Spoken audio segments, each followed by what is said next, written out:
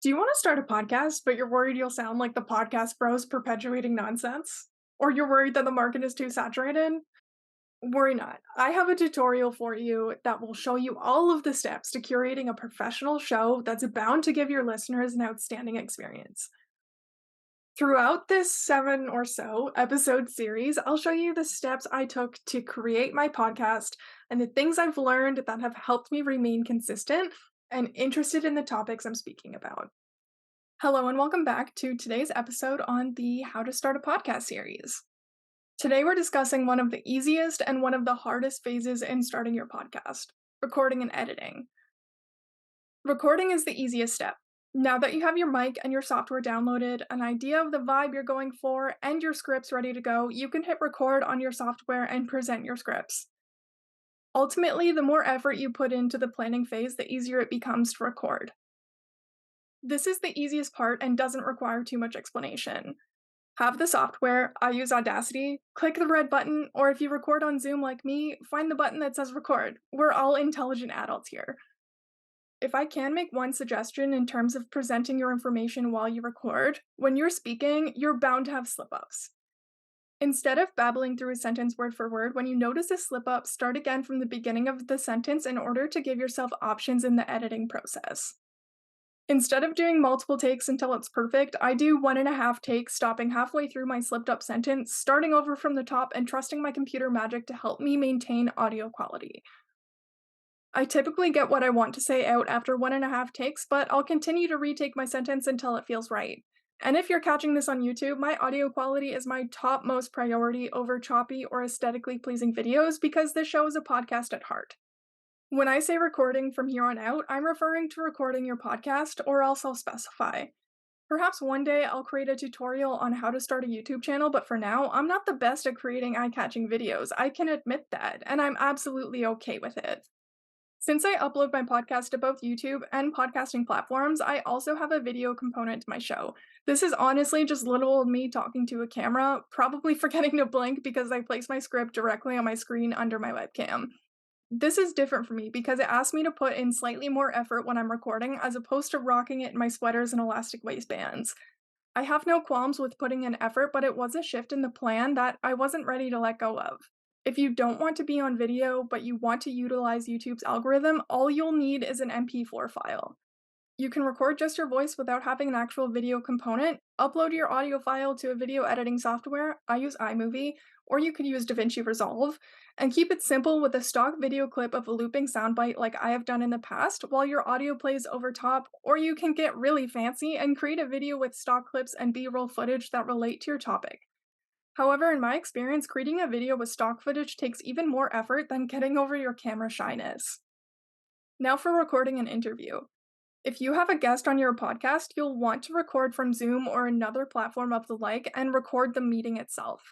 This is simply because you can't invite a guest to join you while recording on Audacity. We'll get into more detail about the interview process in the second to last tutorial in this series. I'm honestly not certain if your guest requires a mic if you're recording the meeting with your own mic, but I'm sure it doesn't hurt. Just be sure when you enter the meeting that your microphone input is connected to your mic, not your laptop. As for editing, it can be a bit arduous depending on your subject matter. Developing your editing process will help you be even more efficient.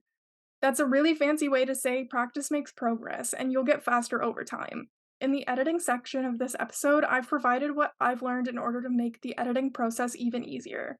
The first thing that you'll want to do after recording your episode is import. If you're recording your episodes on Zoom, you'll have an MP4 video file, and importing to Audacity requires a WAV file. I don't know if it's WAV or WAV, I honestly don't know. I'm gonna call it WAV.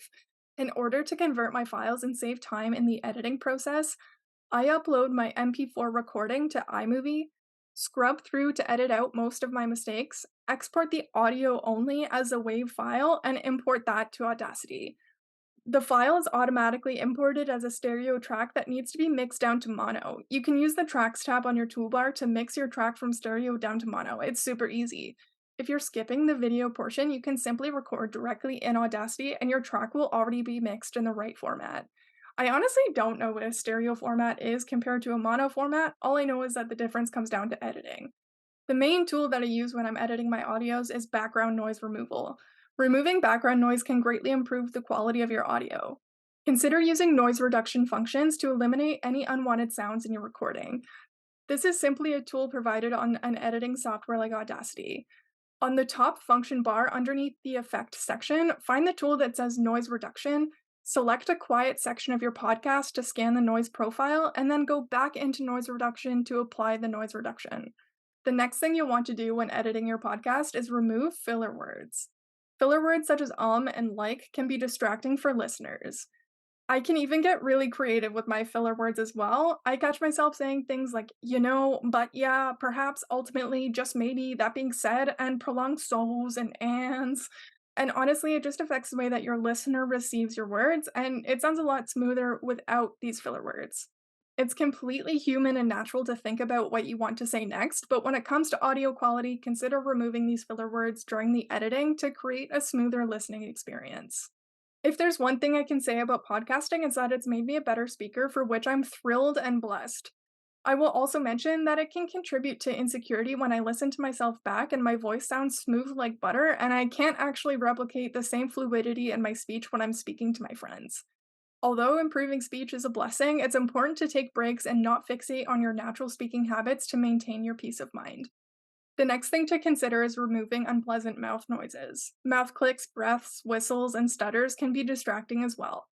Consider removing these noises or doing a retake when they naturally happen to improve the overall quality of your podcast. I will caution you not to remove too many of your stutters, or it can sound a little unnatural. For myself, I'll scrub through once and remove as many as I can, and I allow any that sneak through the cracks to remain as they are. Now for audio tricks. I've covered the tricks that I use to maintain my audio quality, but there are other things you can do as well.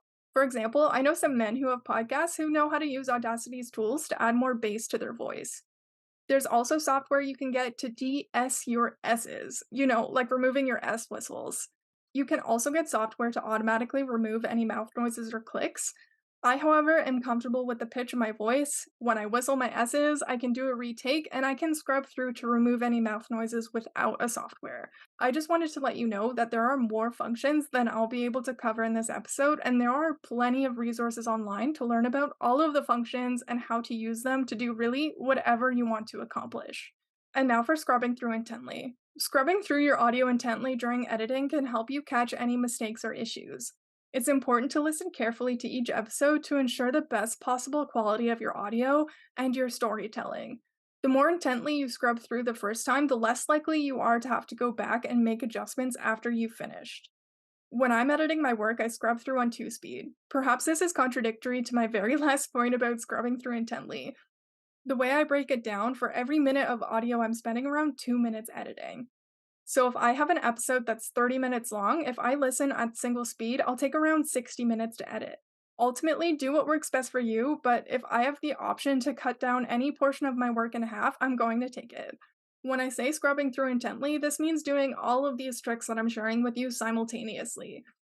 So at the same time that you're scrubbing through to remove your filler words, you are also scrubbing through to trim down your big sections and to keep in mind what you want to use for your marketing media. This moves us really easily into our next topic of marketing media.